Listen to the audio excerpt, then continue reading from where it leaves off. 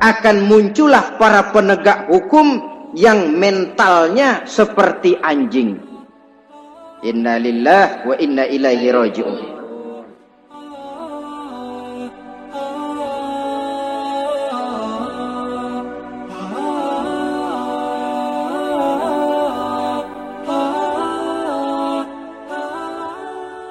Kita teringat kepada satu hadis di mana Rasulullah sallallahu alaihi wasallam pernah bersabda, "Ya'ti 'alan nasi zamanun ru'asa'uhum kal asad wa wuzara'uhum kaz-zi'ab wa qudatuhum kal kilab wa katsirun nasi yawma idzin kal aghnam." Pada satu saat, kata Nabi, akan datang di tengah masyarakat manusia di mana pada masa itu muncul pemimpin-pemimpin yang bertingkah laku seperti singa. Ru'asa'uhum kal asad. Pemimpin-pemimpin mereka bertingkah laku seperti singa. Saudara kenal singa? Saudara boleh periksa. Di mana ada hutan, singa selalu menjadi raja. Padahal hutan belum pernah bikin pemilihan umum.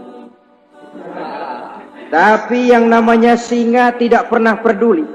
Ada pemilihan umum atau tidak, raja hutan tetap singa. Kenapa? Karena singa menjadi raja di hutan bukan berdasarkan kebenaran, tapi karena kekuatan.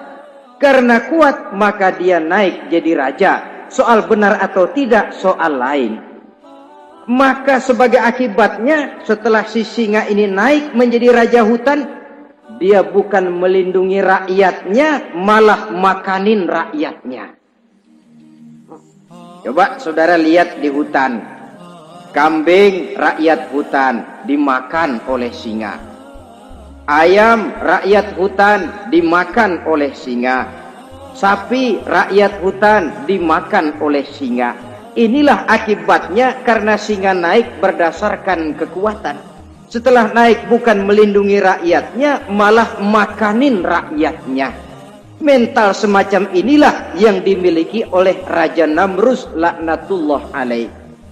Cuma karena rasa ketakutan akan datang orang yang akan menumbangkan kekuasaannya, maka seluruh bayi laki-laki harus dibunuh tanpa dosa apapun.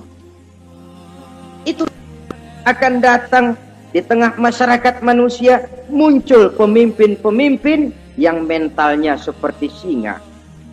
Lah kalau yang jadi pemimpin sudah seperti singa, wa wuzara'uhum kaz-zi'ab. Yang jadi wazir, yang jadi menteri, kata Nabi, lagunya seperti serigala. Nyetel ini. Kalau sudah pemimpin seperti singa, yang jadi menteri seperti serigala. Apa serigala itu? Saudara tahu dalam dongeng anak-anak, serigala itu kan binatang yang paling licik. Untuk terang-terangan dia tidak berani karena tidak punya kekuatan seperti sang singa.